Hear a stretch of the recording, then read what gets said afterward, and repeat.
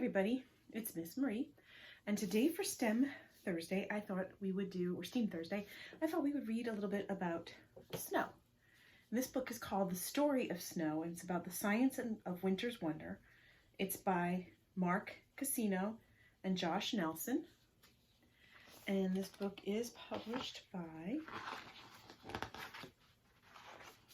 Chronicle Books. And so this book is a nonfiction, which means an information book about snow.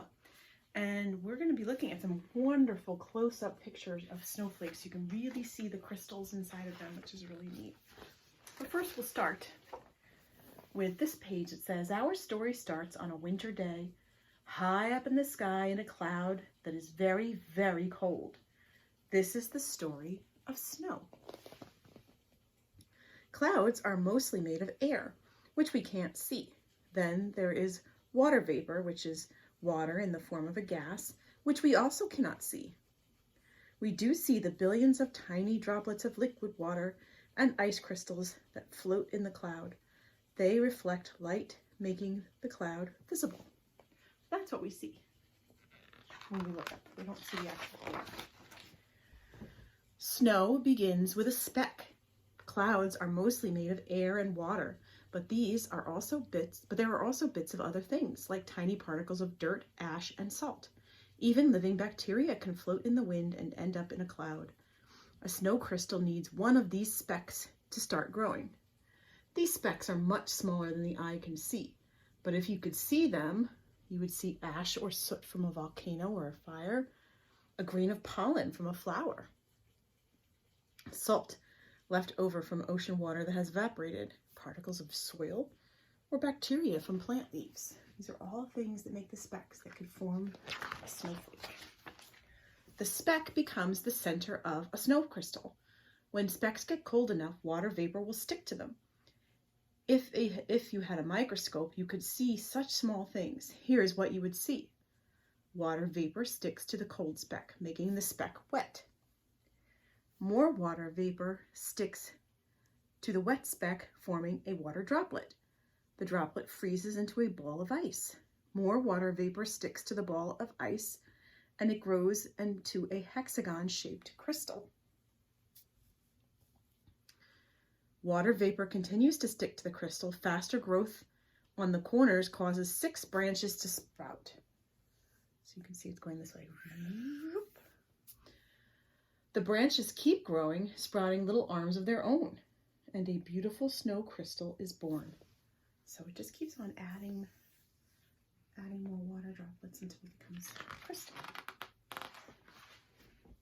These photographs of real snow crystals are shown much larger than their actual size. The crystals were collected during many different snowfalls. And here you can see the actual size of the snow crystal is that tiny little speck there. But when you look at it close up, this is what you see, these beautiful, beautiful crystals. A snow crystal forms as it falls. As the snow crystal gets bigger and heavier, it starts to fall to Earth. It keeps growing as it falls through its cloud, taking on its own special shape. The shape depends on how wet the cloud is and how cold it is. A snow crystal can start to grow one way, but then grow another way when it passes through a wetter or colder part of its cloud.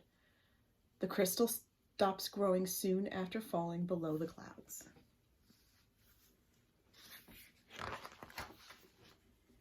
Snow crystals can be stars. One common snow crystal shape is the star. Star-shaped snow crystals usually have 6 arms reaching out from a center point. The center point is the home of the speck that started in the crystal. The 6 arms look alike, but they are almost never exactly alike. And parts of the snow crystal can break during the fall to Earth, causing the arms to look a little different. Star-shaped snow crystals are called dendrites, which means tree-like. They form when a cloud is full of moisture and when the temperature hovers around 5 degrees Fahrenheit, or negative 15 degrees Celsius. It's very cold. This is the simplest kind of plate crystal, a hexagon.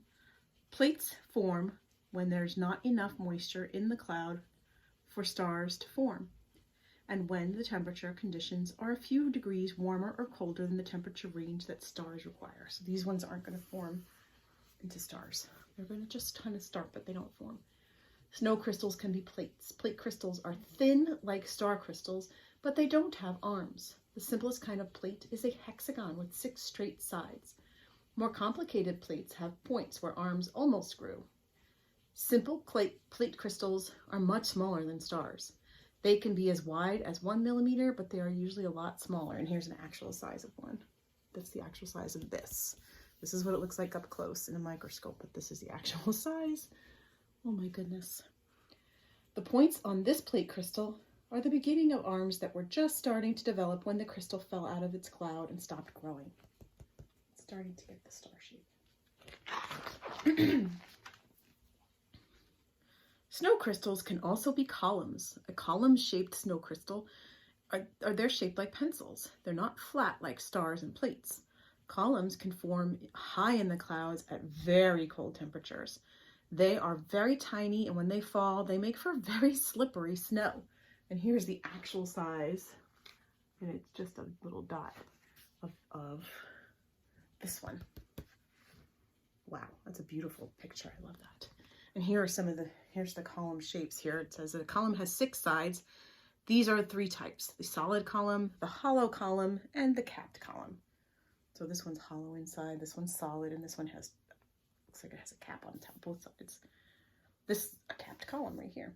Capped columns like this one develop when column crystals move into a part of its cloud where the temperature is right for plates or stars to grow at the ends. The 2 end caps can grow to different sizes, as you can see here. And it does look like they are different sizes, these end caps.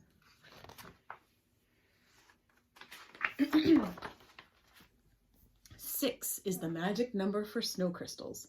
This is because of the nature of water. Water molecules, the smallest units of water, attach themselves into groups of 6, which usually leads to crystals with 6 arms or 6 sides. A hexagon, right? Or a star. A perfect star or plate snow crystal has 6-fold symmetry. That means if you divided the crystal into 6 pie wedges, each pie wedge would have the same shape. And here they've shown you one. They put the lines across it and did it into 6, and they look the same. Water molecules attach to each other in 6-sided rings, like 6 kids holding hands. When many of these hexagonal rings are joined together, a larger hexagonal crystal is formed, or hexagonal. Hexagonal. I'm not sure. Maybe I should say it either way.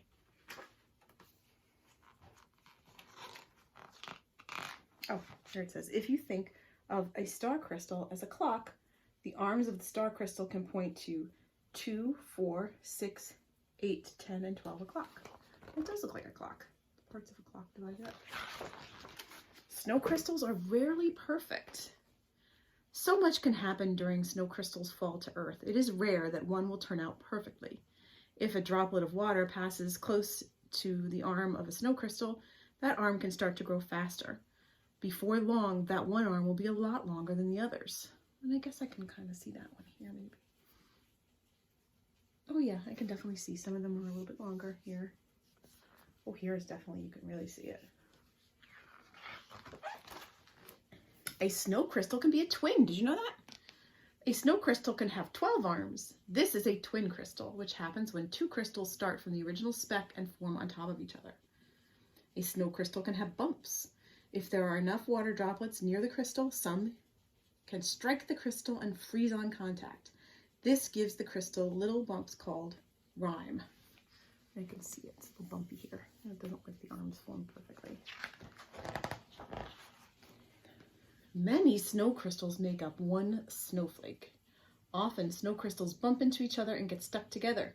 When this happens, a snowflake forms. Hundreds or even thousands of snow crystals can be found in a single snowflake. Oh my goodness, I did not know that. And here are 2 that are stuck together.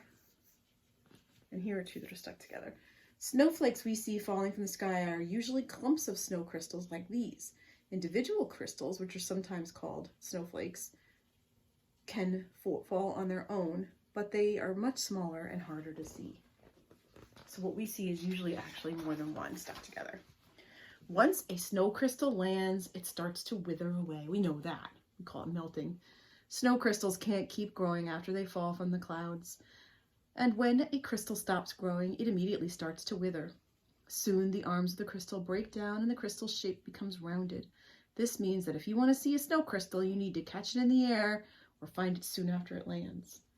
And when they're not in the clouds surrounded by water vapor they need to grow, snow crystals quickly start to erode. Try catching one on your sleeve or glove to see the crystal structure at its best. And here you can see it on a mitten. Look at that. That is a beauty on somebody's mitten.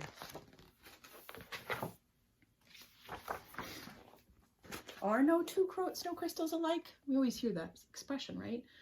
Some simple plate crystals may appear exactly alike, as seen through a high-quality microscope. When it comes to more complicated snow crystals, though, odds are that no two are exactly alike. But then no two leaves, flowers, or people are exactly alike either. Snow crystals are like us. We are each different, but we have a lot in common. That's an interesting way to look at it. I don't think of it that way. Let's see.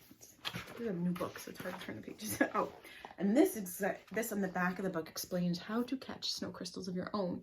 It basically involves going out on a snowy day with a piece of dark paper or cardboard, trying to catch some snowflakes and then look at them before they melt using a microscope. Well, this is a hand lens. You could use a hand lens on that.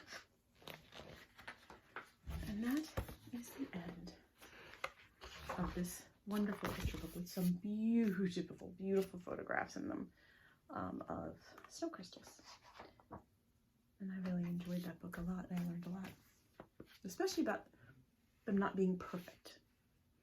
We're going to look at that in a minute. Okay, so what I thought we could do is, as part of our STEAM, is figure out how to make a symmetrical snowflake. So what I have here is a piece of blue construction paper. You can use black or something else that's kind of dark. I'm going to fold it in half. I'm going to open it back up. And we're going to use some white. I'm using white paint. So if you were using a white piece of paper, you could use blue paint, whatever color you like to make a snowflake, and a paintbrush. And what I'm going to do is a process called mirroring, where we're going to create a mirror image on one side, and then you'll see how this snowflake is close to symmetrical on both sides. So the first thing we're going to do is come right to the middle here, go right down the middle with a pretty heavy amount of paint right on that line. Right on that line of where you folded it. I'm making mine very heavy so you can really see it. And then I'm going to fold it back in half and press down on the fold and open it back up. You'll see it kind of made it symmetrical, close to symmetrical on both sides, not perfect. Just like a real snowflake. Then I'm going to go in with some more white paint. Remember we said snowflakes are usually hexagonal, so that means there's 6 branches. So right now we've got 1, 2, right? So let's do one this way. Again, we might have to get in there a little heavier. Fold it in half.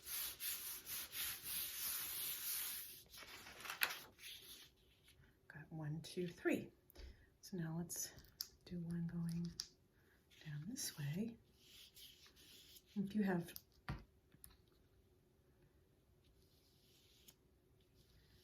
heavier paint, that would work better. And then let's fold it in half again. Press forward. Yep. And so now you can see I've got 1, 2, 3, 4, 5, 6 branches of my snowflake. Now we can go in and add details on one side that will be very similar, not exactly the same on the other, right? We can do like this, and fold it in half. And this is a fun project to show you about symmetry. And as you can see, it's not exactly perfect on this side, but it is fairly symmetrical. You can go in and add some more detail. Maybe I'll branch off of this one. And fold it in half, press down,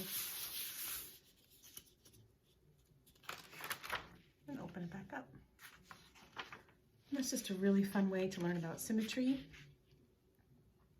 and to see that it's not exactly the same. It's close, but it's not exactly the same on both sides, just like most snowflakes are not exactly the same on both sides. And it's just fun to do too. Okay, have fun. See you next week.